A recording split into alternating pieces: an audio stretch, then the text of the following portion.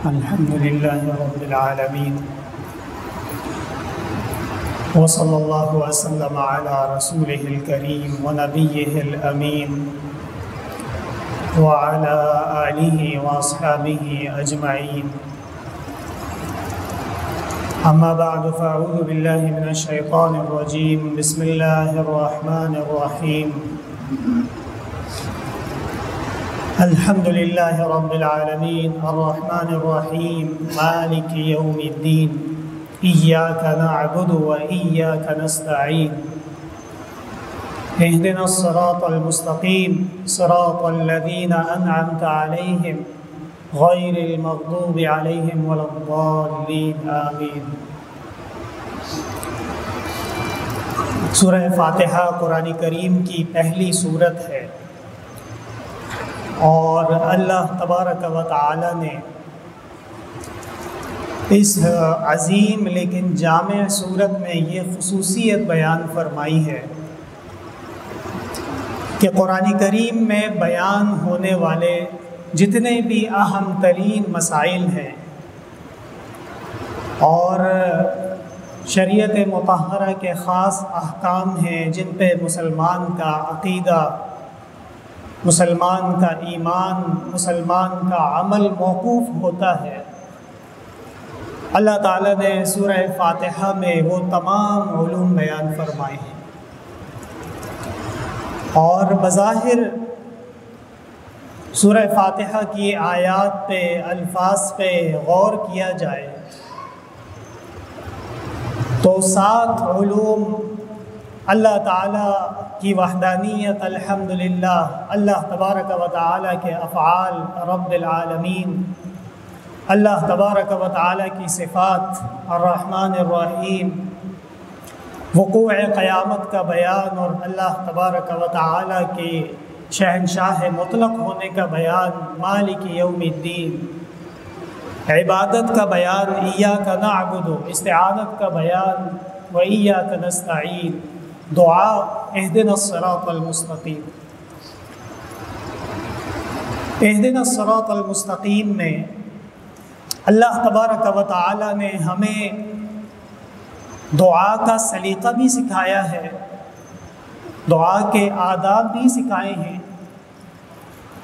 اور اس میں ایک انتہائی اہم سبق جو مسلمانوں کے لیے بیان فرمایا گیا ہے وہ اپنے بزرگوں اور اسلاف جو شریعت کے پابند تھے، اللہ تبارک و تعالیٰ کے نیک لوگ تھے، اور اللہ تبارک و تعالیٰ نے ان کو دین کی سمجھ عطا فرمائی تھی، خواہ وہ زندگی کے کسی بھی شعبے سے ہوں اور کہیں پر بھی ہوں. تو اہدنا الصراط المستقیم صراط الذین انعمت علیہم، اے اللہ ہمیں سیدھا راستہ دکھائیے، اور سیدھا راستہ وہ ان کا جن پہ آپ نے انعام فرمایا ہے. غور کیجئے گا، حضرت یوسف علیہ السلام، حضرت یعقوب علیہ السلام کے صاحبزادے اور اللہ کے نبی، قرآن کریم نے کہا ہے نحن نقص علیک احسن القصص، ہم آپ کو ایک بہترین قصہ سناتے ہیں. قصہ بہترین یعنی جس میں عبرت ہو، جس میں عقل ہو، جس میں شریعت کے احکام ہوں، جس کا انجام مسلمان کے لیے ایک بہترین سبق آموز ہو. ایسے قصوں کی شریعت مطہرہ میں اجازت ہے، اور لمبے لمبے ناول پڑھنا اور ادھر ادھر کی خرافات، لایعنیات. حضرت عثمان بن عفان رضی اللہ تعالی عنہ نے جو اپنی خلافت کی مہر بنوائی تھی، من حسن اسلام المرء ترک ما لا یعنی، اسلام، مسلمان، مومن، اس کی شان یہ ہے کہ وہ لایعنی چیزوں کو چھوڑ دے.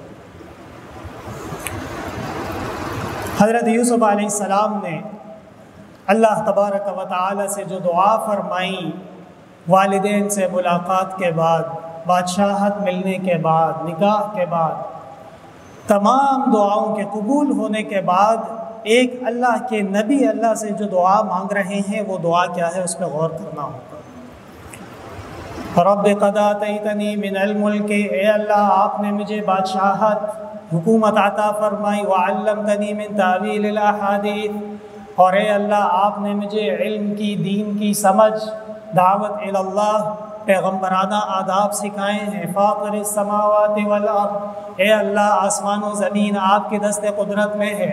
انت ولی فی الدنیا والآخرہ، آپ دنیا میں بھی میرے سب سے قریب ہیں، میرے سب سے محبوب ہیں، آپ کا ساتھ چاہتا ہوں، اور آخرت میں بھی۔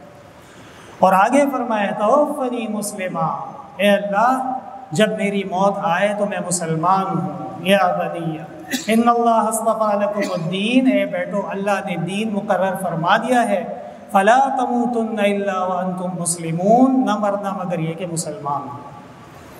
تو یہ تو آیت کی تفسیر ہو گئی۔ وَأَلْحِقْنِي بِالصَّالِحِينَ، اور اے اللہ مجھے نیکوکاروں کے ساتھ ملا دیجئے گا۔ کون دعا کر رہا ہے؟ یوسف ابن یعقوب علیہ السلام۔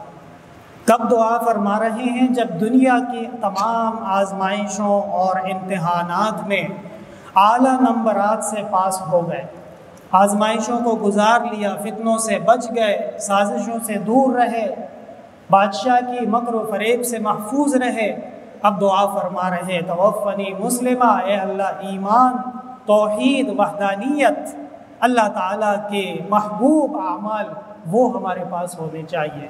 وَأَلْحِقْنِي بِالصَّالِحِينَ، اور اے اللہ مجھے نیک لوگوں کے ساتھ ملا دیجیے گا۔ اهدنا الصراط المستقیم، اے اللہ ہمیں سیدھا راستہ عطا فرما دیجئے۔ صراط الذین انعمت علیہم، راستہ ان لوگوں کا جن پہ آپ نے انعام فرمایا۔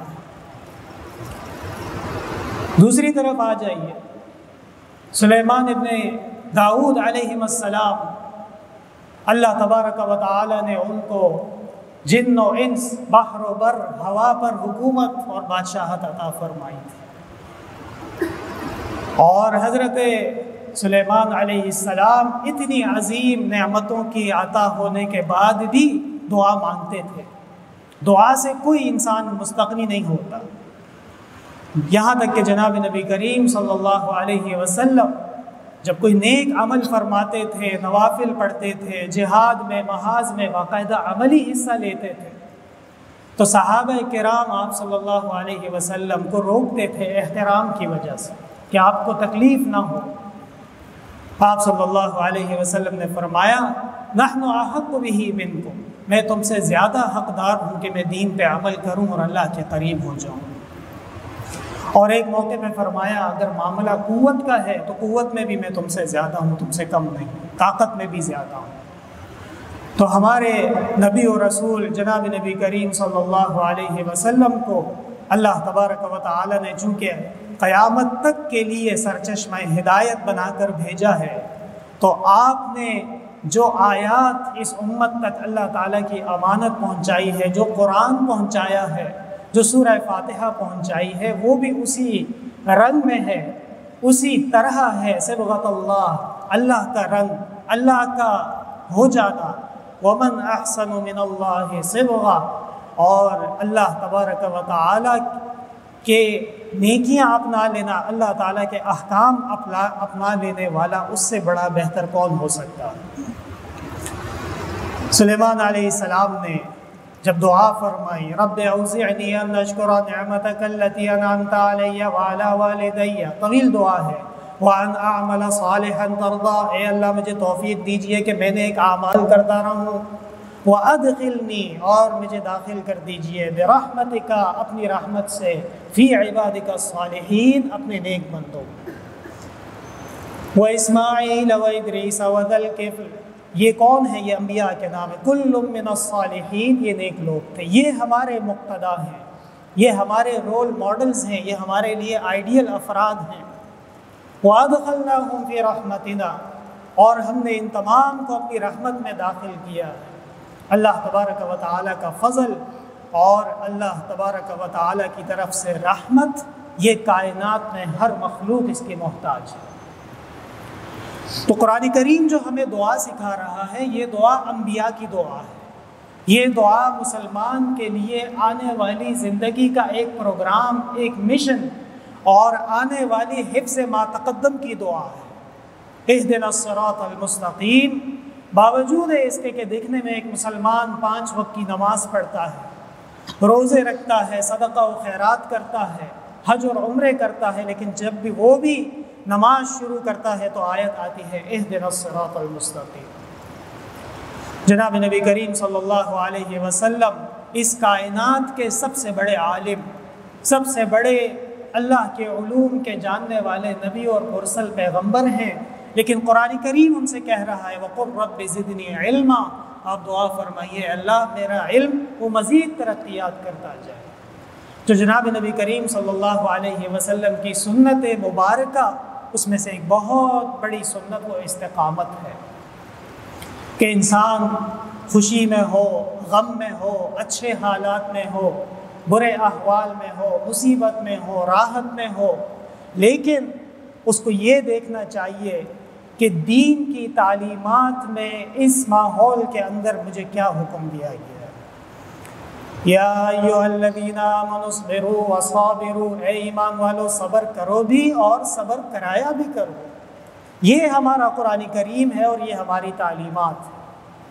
افسوس اس بات پہ ہے کہ آنے والے جو زمانہ ہے، جو ایک ہوا چل پڑی ہے، ہمارے دین کو، ہمارے مذہب کو، دین والوں کو، علماء کو، قراء کو باقاعدہ ایک سازش کے تحت اس طرح خوفناک مخلوق بنا کے پیش کیا جاتا ہے کہ یہ خطرناک لوگ ہیں اور ان سے دور رہنا ضروری ہے اور ان سے ڈرنا چاہیے، اور اللہ جانے کیسی کیسی باتیں کرتے ہیں۔ حالانکہ جس قرآن کریم کے علماء محافظ ہیں، جس قرآن کریم پر علماء جان دینے کے لیے تیار ہیں، جس قرآن کریم کی حفاظت کا اللہ تبارک و تعالی نے وعدہ فرمایا ہے، اس میں جب انسانوں کو تعلیم دی جاتی ہے تو سیدھے راستے کی تعلیم دی جاتی ہے۔ سیدھا راستہ جب انسان فیصلہ کرے تو اعتدال کے ساتھ کرے، صراط مستقیم ہے۔ جب انسان عبادت کرے تو اصل معبود کی عبادت کرے، صراط مستقیم ہے۔ جب انسان کو اللہ تبارک و تعالی اختیار دیں، مقام دیں، مرتبہ دیں، تو وہ اپنے سے نیچے اور اپنے سے اوپر والوں کے مراتب کا لحاظ رکھے، یہ صراط مستقیم ہے۔ وَأَحْسِن كَمَا أَحْسَنَ اللَّهُ إِلَيْكَ وَلَا تَبْغِ الْفَسَادَ فِي الْأَرْضِ۔ قارون کو جو تبلیغ کی گئی، موسیٰ علیہ السلام نے اللہ کا پیغام پہنچایا، فرمایا وَأَحْسِن كَمَا أَحْسَنَ اللَّهُ إِلَيْكَ۔ ہمارے ادارے احسن العلوم کا جو دستور ہے اس میں بھی یہی لکھا ہوا ہے وَأَحْسِن كَمَا أَحْسَنَ اللَّهُ إِلَيْكَ۔ اللہ نے تم پہ احسان فرمایا ہے، تم بھی اللہ کی مخلوق پہ احسان کرو۔ اہدنا الصراط المستقیم، اے اللہ ہمیں سیدھا راستہ عطا فرما دیجئے۔ سیدھا راستہ مسلمان کی زندگی کے ہر ہر پہلو، ہر ہر شعبے، ہر ہر لمحے میں ضروری ہے۔ اور گمراہی وہ ایک نہیں ہوتی، وہ کئی ہوتی ہے۔ وَلَا تَتَّبِعُوا السُّبُلَ، قرآن نے کہا دوسرے کئی راستے آپ کو نظر آئیں گے، دوسرے کئی اپنی طرف طلب کرنے والے اور لالچ دینے والے اور رنگ برنگی دلائل دکھانے والے وہ آپ کو نظر آئیں گے، لیکن فَتَفَرَّقَ بِكُمْ عَنْ سَبِيلِ، ان راستوں پر چلنے کا نقصان یہ ہوگا کہ راستے سے بھٹک جائیں گے، اصل راستہ رہ جائے گا۔ صراط الذین انعمت علیہم، سے راستہ ان لوگوں کا جن پہ آپ نے انعام فرمایا، انعام یافتگان۔ ومن یطع اللہ والرسول فاولئک مع الذین انعم اللہ علیہم، مطیعین اور انعام ہونے کے لیے پہلی شرط یہ ہے کہ اللہ اور اس کے رسول کی وہ اطاعت کرتا۔ اگر کوئی بہت دنیا کے مال اور جاہ اور اولاد رکھتا ہے لیکن وہ اللہ اور اس کے رسول کی اطاعت کے لیے تیار نہیں ہے تو یہ منعم نہیں ہے، بلکہ یہ اموال اس کو لے کر زمین میں ڈوب جائیں گے۔ ان قارون کان من قوم موسیٰ فبغى علیہم، قارون نے بات نہیں مانی، وآتیناہ من الکنوز، ہم نے اس کو کئی خزانے عطا کیے۔ یہ خزانے جو 70 سال 60 سال ہمارے کام آنے ہیں، یہ اصل خزانے نہیں ہیں۔ اصل خزانے لا الہ الا اللہ محمد الرسول اللہ اور اس کے جو ذیلی شعبے ہیں وہ اصل خزانے ہیں۔ تو صراط الذین انعمت علیہم، ایک عام ہمارا سادہ مسلمان اگر یہ آیت پڑھے اور وہ غور کرے کہ جی اللہ کی نعمتیں تو سب کفار کے پاس ہیں، اعلیٰ محلات ان کے ہیں، اعلیٰ اموال ان کے ہیں، اعلیٰ گاڑیاں ان کے پاس ہیں، لیکن یاد رکھیے کہ شریعت مطہرہ میں مٹیریلزم کو نہیں اہمیت دی جاتی۔ شریعت میں چیزوں کی کوئی حیثیت نہیں ہے، افراد کی حیثیت ہے۔ شریعت میں دکھانے کی کوئی حیثیت نہیں ہے، شریعت میں نیت کی حیثیت۔ ہمارا جسم وہ دنیا کے تقاضوں کا محتاج ہے اور ہماری روح وہ شریعت کے احکام کے محتاج ہے۔ یہی وجہ ہے کہ جو دنیا کی آسائشیں ہیں ان سے ہمیں جسم کے فائدے ضرور ملیں گے۔ کتنے کمفرٹیبل لوگوں کے گھر ہوتے ہیں اور اعلیٰ قسم کی سہولیات ہوتی ہیں، دنیا جہان کے اموال ہوتے ہیں۔ میں کچھ دن پہلے ایک ہمارے ساتھی سے ملا، انہوں نے فرمایا کہ باقی سب کچھ ہے لیکن سکون نہیں۔ کیوں؟ اس لیے کہ جسم کے لیے تمام انتظام کیا گیا ہے، روح کے لیے کوئی انتظام نہیں کیا گیا۔ وَيَسْأَلُونَكَ عَنِ الرُّوحِ، اے ہمارے محبوب پیغمبر، آپ سے روح کے بارے میں پوچھا جاتا ہے۔ قُلِ الرُّوحُ مِنْ أَمْرِ رَبِّي، روح یہ اللہ تعالیٰ کے حکم کا نام ہے۔ جب تک ہم زندہ ہیں اللہ تعالیٰ نے حکم فرمایا ہے ہماری حیات کا، اور جب اس جسم سے روح جدا ہو گئی، قُلِ الرُّوحُ مِنْ أَمْرِ رَبِّي، اللہ کا حکم آ گیا، جسم سے روح چلی گئی۔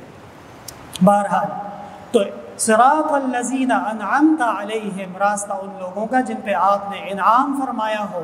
انعام یافتگان ہونے کے لیے 4 لوگوں کا احترام، 4 لوگوں کی بزرگی، 4 لوگوں کی بات، 4 لوگوں کے آداب اور ان کا مذہب ماننا پڑے گا۔ پہلے نبیین ہے، ظاہر سی بات ہے کہ اسے بغیر نہ ایمان معتبر ہے نہ عمل معتبر ہے۔ دوسرا صدیقین ہیں جو انبیاء کرام کے ساتھ اور جناب نبی کریم صلی اللہ علیہ وسلم کے صحابہ اول سے آخر تک، پہلے صحابی سے آخری صحابی تک سب پہ محبت رکھنا، سب پر حق ہونے کا عقیدہ رکھنا اور سب کو سرچشمہ ہدایت کے دلائل ہونا، یہ مسلمان کے لیے ضروری ہے۔ اور تیسری چیز شہداء، دین کی طرف بلانے والے، دین کی بات کرنے والے، اللہ کا نام لینے والے، جناب نبی کریم صلی اللہ علیہ وسلم کی سنت اور آپ سے محبت و عشق کرنے والے، حقیقی عشق، جھوٹا عشق نہیں۔ جو فیض آباد کو، راولپنڈی کو بند کرنے والا عشق ہے وہ عجیب اور غریب عشق ہے۔ اچانک عشق جوش مارتا ہے، ملک بند ہو جاتا ہے، پھر عشق تھوڑا کمزور پڑ جاتا ہے تو ملک کھل جاتا ہے۔ کون سا قانون بدلا، کون سی پالیسی بدلی، کیا چیز ایسی آئی جس میں تبدیلی آئی اور اس کے بعد عاشقین کا جو عشق تھا وہ اپنے مقام کو پہنچا، واللہ عالم، ہمیں نہیں معلوم۔ جناب نبی کریم صلی اللہ علیہ وسلم سے عشق کا طریقہ قرآن نے سکھایا ہے۔ قُلْ إِن كُنتُمْ تُحِبُّونَ اللَّهَ، اصل عشق اور محبت ظاہر بات ہے کہ وہ اللہ تبارک و تعالی ہی سے ہے۔ جناب نبی کریم صلی اللہ علیہ وسلم اللہ کے رسول اور پیغمبر ہیں۔ یہی خطا ہو جاتی ہے کہ جب ایک انسان پیغمبر کو خدا کے برابر کرنے لگے یا العیاذ باللہ اس سے آگے بڑھانے لگے۔ ایسی باقاعدہ مبتدعین کی کتابوں میں ملتا ہے کہ تم نے دیکھا کعبہ، پورا شعر اس وقت مجھے یاد نہیں ہے لیکن اس کا دوسرا مصرع ہے کہ آؤ اب کعبے کا کعبہ دیکھو۔ میرے خیال میں خان صاحب کی کتاب نہیں ہے، احمد رضا خان صاحب کی کتاب میں یہ شعر ہے کہ تم لوگوں نے کعبہ تو دیکھ لیا، اب کعبے کا کعبہ دیکھو۔ کیا کہنا چاہ رہے ہیں اس سے؟ لہٰذا مسلمان کو اپنے ایمان کی حفاظت اور عقیدے کی حفاظت، اہدنا الصراط المستقیم، اے اللہ سیدھے راستے پہ رکھیے۔ صراط الذین انعمت علیہم، راستہ ان لوگوں کا جن پہ آپ نے انعام فرمایا، غیر المغضوب علیہم ولا الضالین، نہ کہ راستہ ان لوگوں کا جن پہ جو راستے سے گمراہ ہو چکے ہیں، اور نہ ہی ان کا جن پر آپ کا غصہ نازل ہوا ہے۔ مغضوب غضب سے ہے، اور عربی قاعدے کے مطابق غضب یغضب باب سمع سے پڑھا جائے گا، غصے کو کہتے ہیں، طبعیت میں ہیجان پیدا ہونے کو کہتے ہیں۔ مغضوب علیہم یعنی اللہ تبارک و تعالی جب کسی مخلوق سے ناراض ہوتے ہیں تو اپنی رحمت، اپنا کرم، اپنا فضل ادھر سے اٹھا لیتے ہیں، اور جہاں سے اللہ تبارک و تعالی کی نظر رحمت، کرم اور فضل اٹھ جائے تو پھر وہاں پہ خیر، عافیت، صلاح، نیکی، اچھائی وہ کچھ بھی باقی نہیں رہتی، سارا کا سارا وہ فساد اور خرابی ہو جاتی ہے۔ اور وَلَضَّالِّينَ ضَلَّ يَضِلُّ گم ہو جانا، نہا رسول اللہ صلی اللہ علیہ وسلم عن انشاد الضالۃ فی المسجد، یہ بھی ایک بہت اہم مسئلہ ہے، مسلم شریف میں بھی ہے اور اسی طرح دیگر حدیث کی معتبر کتابوں میں موجود ہے کہ جناب نبی کریم صلی اللہ علیہ وسلم نے مسجد میں گمشدگی کے اعلان سے منع فرمایا۔ حضرت والد صاحب رحمۃ اللہ علیہ فرماتے تھے کہ یہ وہ مسئلہ ہے جو اہل علم کے ہاتھوں یتیم ہو چکا ہے، اور ایسا مسئلہ جو خود اہل علم کے ہاتھوں یتیم ہو رہا ہو، اس کی سرپرستی علماء کے لیے بہت ضروری ہے۔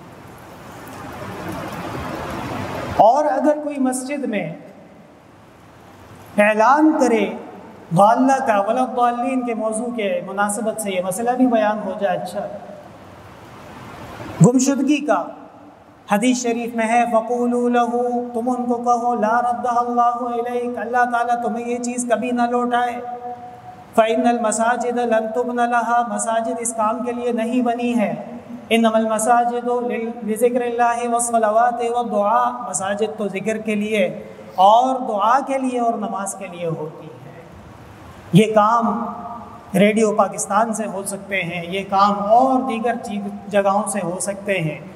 مسجد وَأَنَّ الْمَسَاجِدَ لِلَّهِ، مساجد اللہ کا گھر ہے۔ خیر بقاع الارض، حدیث شریف میں فرمایا روئے زمین پہ بہترین مقام مسجد۔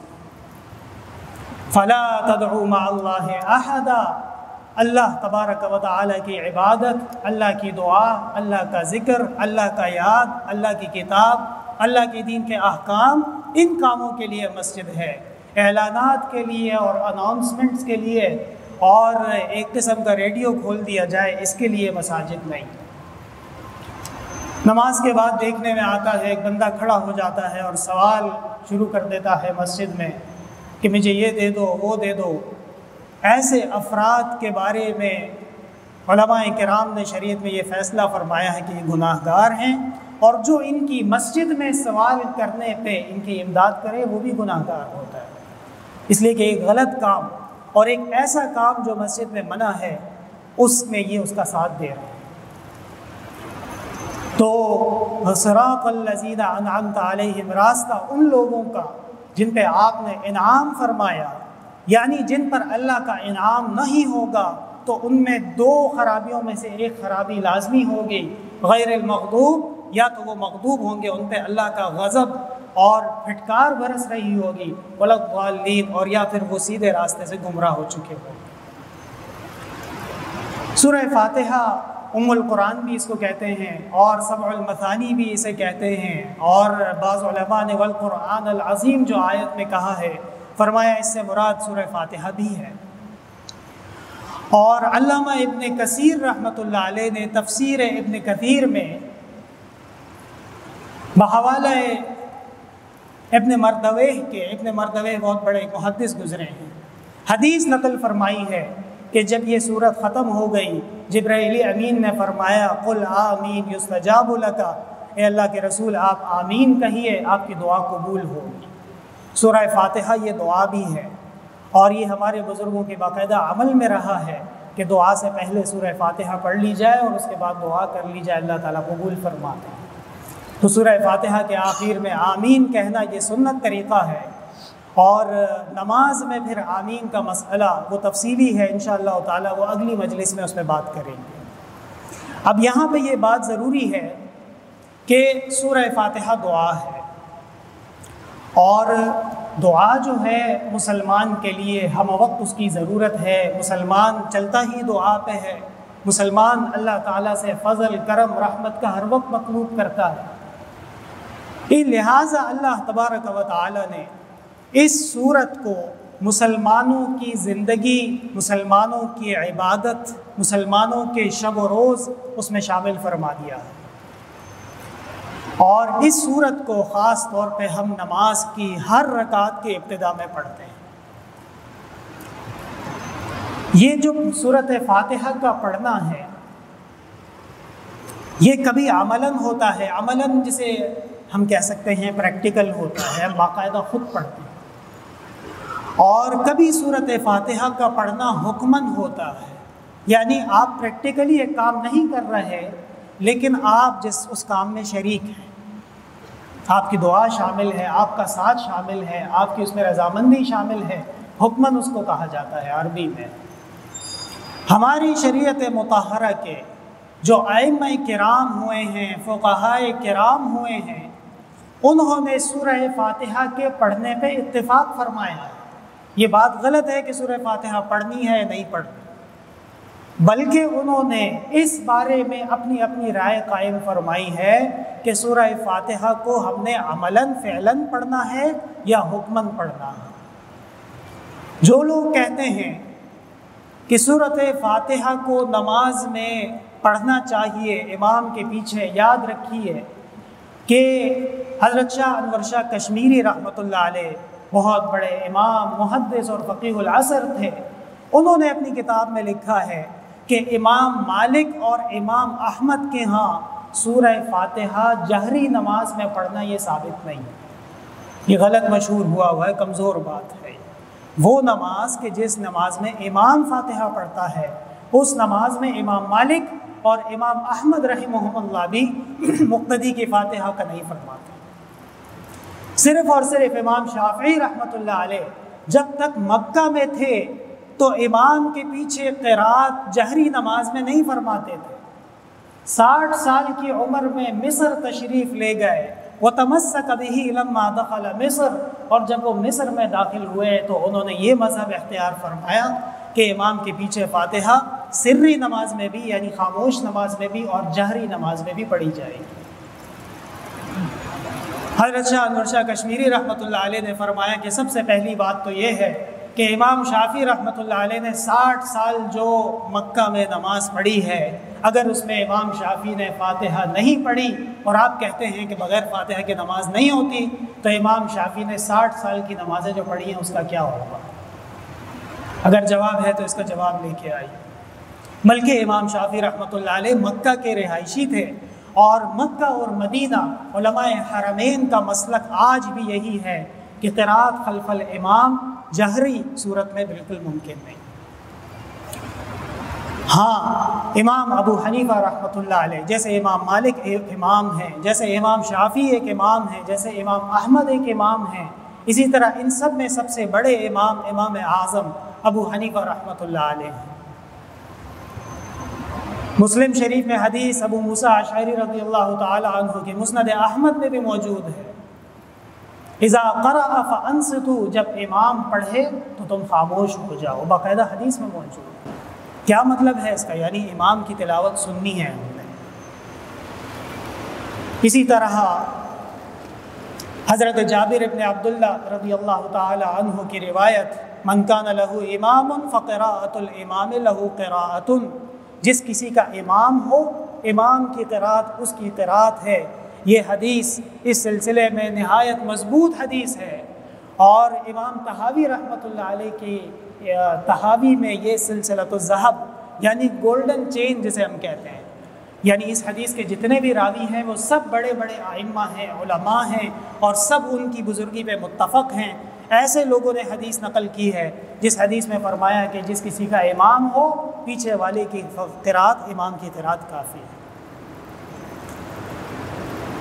اور امام الدین ابن کثیر رحمۃ اللہ علیہ، تفسیر ابن کثیر کے مصنف و مؤلف بڑے امام، انہوں نے بھی سورہ اعراف کے آخر میں جہاں اللہ تبارک و تعالی نے فرمایا وَإِذَا قُرِئَ الْقُرْآنُ فَاسْتَمِعُوا لَهُ وَأَنصِتُوا، اس کے ذیل میں اسی حدیث کو کہ امام کے پیچھے جو ہوتا ہے تو امام کی قرات اسی کی ہوتی ہے، علامہ ابن کثیر رحمۃ اللہ علیہ نے اس حدیث کو نقل فرمایا ہے اور اس کو صحیح قرار دیا ہے۔ امام ترمذی رحمۃ اللہ علیہ نے قرات الفاتحہ کے آخر میں، اور ایسے کوئی ہوا کے اندر دلائل نہیں دیے جاتے ہیں، بلکہ امام بخاری رحمۃ اللہ علیہ نے کتاب لکھی جزء القرات کے نام سے، اس میں انہوں نے رد فرمایا امام کے پیچھے قرات نہ پڑھنے والوں پہ۔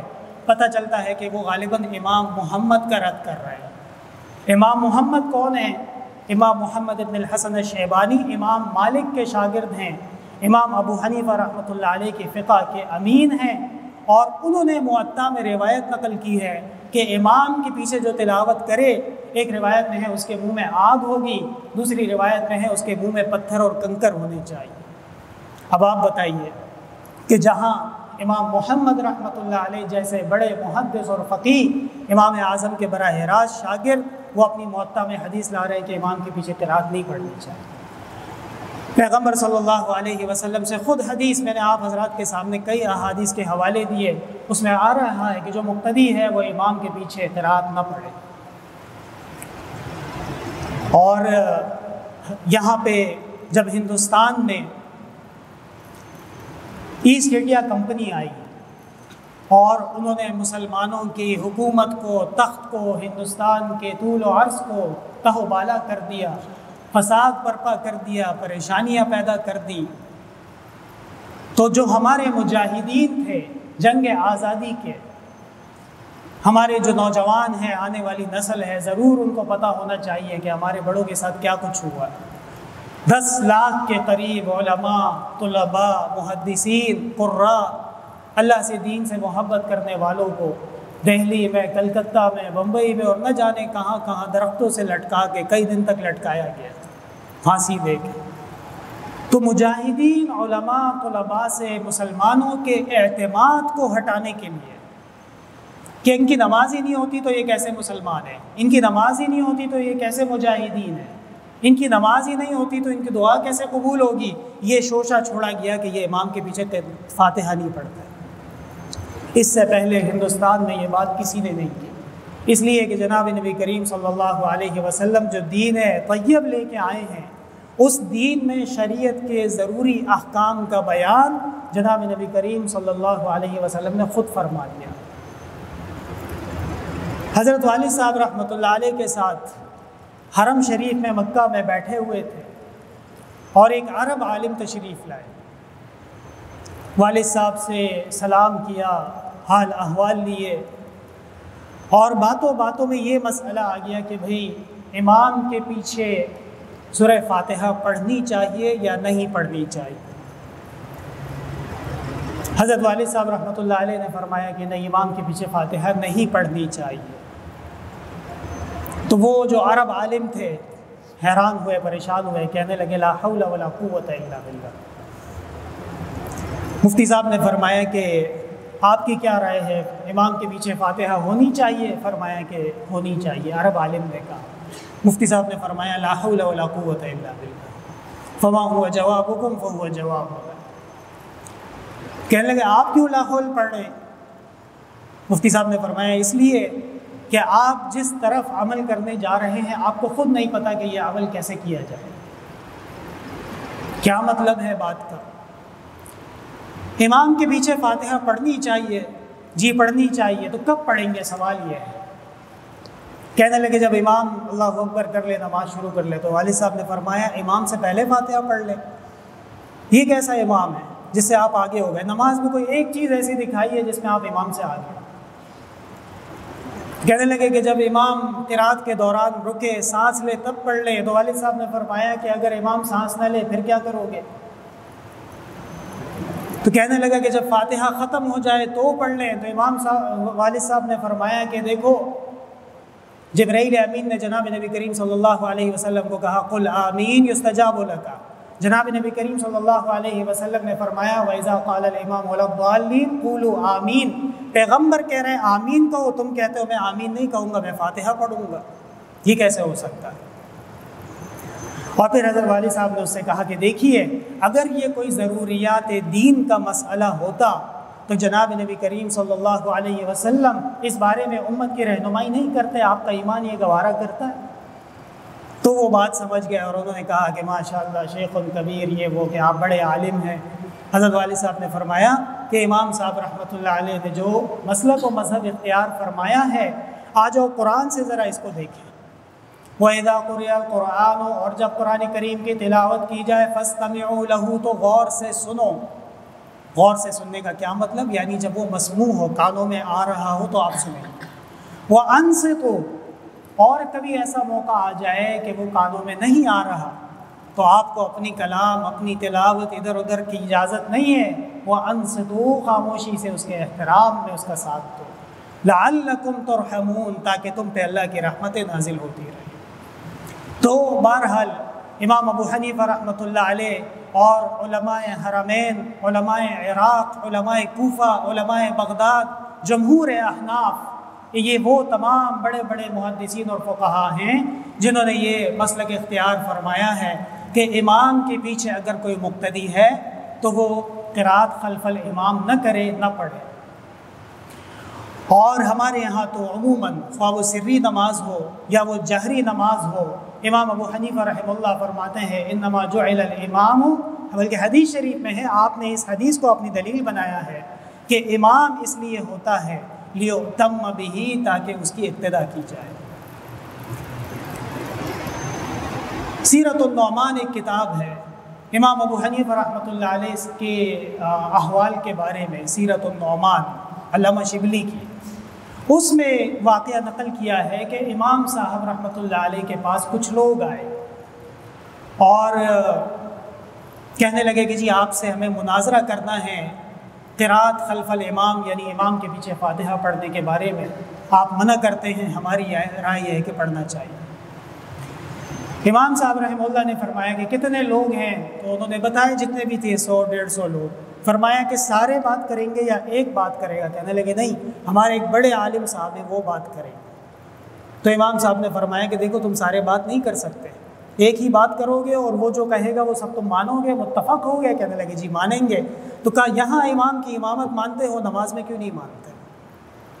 اللہ تعالیٰ نے امام صاحب رحمۃ اللہ علیہ کو ایسے عظیم ملکہ عطا فرمایا تھا، کیونکہ اس زمانے میں کئی فتنے تھے، جہمیہ خاص طور پہ، جو قرآن و سنت کے دلائل کو نہیں مانتے تھے، پھر ان کو عقلی دلائل سے زیر کرنا ضروری ہوتا تھا۔ ہمارے بڑوں نے باقاعدہ اس مسئلے پہ پوری تحقیق فرمائی ہے اور کتابیں لکھی ہیں۔ حضرت شاہ انور شاہ کشمیری رحمۃ اللہ علیہ نے 2 کتابیں لکھی ہیں، ایک فارسی میں ہے اور ایک عربی میں ہے، فصل الخطاب، کہ اسی میں یہی مسئلے کی تفصیل بیان فرمائی ہے دلائل سمیت کہ امام کے پیچھے فاتحہ پڑھنی چاہیے یا نہیں پڑھنی چاہیے۔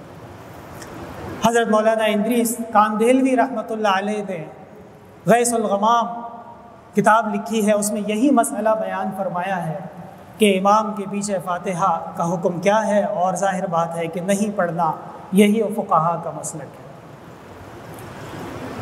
حضرت مولانا قاسم نانوتوی رحمۃ اللہ علیہ بہت بڑے عالم، ہندوستان میں انگریز کے آنے کے بعد اس کو نکالنے میں پیش رہنے والے، اور علماء، مدارس دینیہ، طلباء، یہ تمام سوچ اور یہ پوری ویژن ان کی تھی۔ انہوں نے بھی کتاب لکھی ہے باقاعدہ اس بارے میں، اور غالباً اس کا نام ہے الدلیل القوی، مولانا قاسم نانوتوی رحمۃ اللہ علیہ کی کتاب ہے، اور اس میں بھی یہی بیان فرمایا ہے، یہ مسئلہ بیان کیا ہے۔ اور اس حوالے سے حضرت والد صاحب رحمۃ اللہ علیہ فرماتے تھے کہ اگر سورہ فاتحہ کے مسئلے کے بارے میں پورا کا پورا انسائکلوپیڈیا چاہیے تو امام العصر اور محدث العصر حضرت مولانا سرفراز خان صاحب رحمۃ اللہ علیہ کی کتاب احسن البیان، احسن البیان کتاب کا نام ہے، اور اس میں انہوں نے تمام مسائل کو یکجا کر کے، تمام دلائل کو یکجا کر کے، اور وہاں پہ صحیح اور غلط کی وضاحت فرما دی۔ امید ہے کہ ایک عوامی اور ایک ہمارے مسلمان بھائیوں کی مجلس میں اتنا بیان کر لینے کے بعد بات سمجھ میں آ گئی ہوگی۔ آخر میں ایک تحفے کے طور پہ یہ دلیل بھی اپنے پاس رکھیے کہ جناب نبی کریم صلی اللہ علیہ وسلم جب مرض الوفات میں تھے، آپ کے جب آخری ایام اور آپ کی بیماری زوروں پر تھی، آپ نے فرمایا مرو ابا بکر فلیصلی فی الناس، ابو بکر سے کہو نماز پڑھائے۔ اور بعد میں ابو بکر رضی اللہ تعالی عنہ نے نماز شروع کر دی، اور جناب نبی کریم صلی اللہ علیہ وسلم کو افاقہ محسوس ہوا، آپ کی طبیعت مبارک بہتر ہونے لگی۔ ادعو علی و عباسا، علی اور عباس کو بلایا، اور آپ صلی اللہ علیہ وسلم سہارا لے کے مسجد نبوی میں نماز میں شریک ہونے کے لیے تشریف لائے۔ وہاں تمام احادیث اٹھا کے دیکھ لیجئے، فأخذ القراءۃ، جناب نبی کریم صلی اللہ علیہ وسلم نے قراءت یا سورت کا لفظ آتا ہے، سورت شروع فرمائی ہے۔ تو کیا آپ صلی اللہ علیہ وسلم نے فاتحہ دوبارہ پڑھی ہے؟ کب پڑھی، کہاں پڑھی، کیسے پڑھی؟ وہ فاتحہ جو ابو بکر نے پڑھی تھی وہ آپ نے قبول نہیں فرمائی۔ اگر کسی کو یہ دعویٰ ہے تو وہ دلائل لے کے آئے، ہم دعویٰ کر چکے کہ جناب نبی کریم صلی اللہ علیہ وسلم کا عمل مبارک وہ بھی انہوں نے جو ابتدا فرمائی ہے اس میں معلوم نہیں ہوتا، ایسا ظاہر معلوم نہیں ہوتا کہ باقاعدہ فاتحہ پڑھی۔ تو یہ ایک مسئلہ ہے کہ سورۃ الفاتحہ جو نماز میں پڑھی جاتی ہے اور دعا ہے اور قرآن کریم کا خلاصہ ہے اور سبع المثانی ہے اور ام القرآن ہے، باوجود اس کے اللہ تبارک و تعالی نے ہمیں جو شریعت مطہرہ عطا فرمائی ہے اس میں ڈسپلن، اس میں آداب، اس میں احتیاط کا دامن ہمیں ہر وقت ہاتھ میں رکھنا پڑتا ہے۔ اور جیسے قرآن کریم کی آیت سے پتہ چلتا ہے کہ جب قرآن کریم پڑھا جا رہا ہو اس حال میں اپنا کچھ پڑھنا یہ قرآن کریم کے ادب کے خلاف ہے، یہ مناسب ہے، بلکہ باقاعدہ احادیث سے ثابت ہوتا ہے کہ حضرت ابو ہریرہ رضی اللہ تعالی عنہ نے اپنے شاگردوں کو یہ تعلیم فرمایا کہ مجھے جناب نبی کریم صلی اللہ علیہ وسلم نے کہا کہ اقرأ فی نفسک، یہ جو تم سورت پڑھتے ہو نماز میں یہ اپنے دل میں پڑھو۔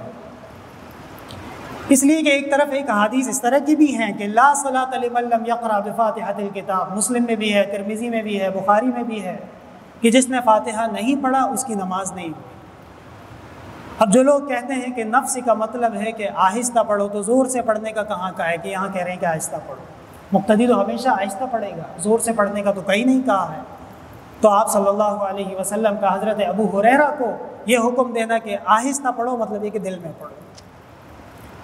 تو یہ تمام دلائل کو یکجا کر لیا جائے تو یہ مسئلہ بالکل واضح ہو جاتا ہے کہ سورۃ الفاتحہ جو نماز میں پڑھی جاتی ہے یقیناً وہ پڑھی جاتی ہے، کبھی پریکٹیکلی پڑھی جائے گی، فعلاً پڑھی جائے گی، جیسے ہم منفرد کی نماز پڑھتے ہیں، جیسے ہم نوافل پڑھتے ہیں، جیسے ہم امامت کرتے ہیں، اور کبھی یہ حکماً پڑھی جائے گی، یعنی آپ کی طرف سے بھی اس میں شامل ہوگی اور وہ امام کی اقتداء میں ہوگی۔ اس کے علاوہ جو مسلمانوں کو روک روک کے یہ بات کہی جاتی ہے کہ آپ کی نماز نہیں ہوئی، اس کی تاریخ بھی میں نے آپ حضرات کے سامنے رکھ دی ہے۔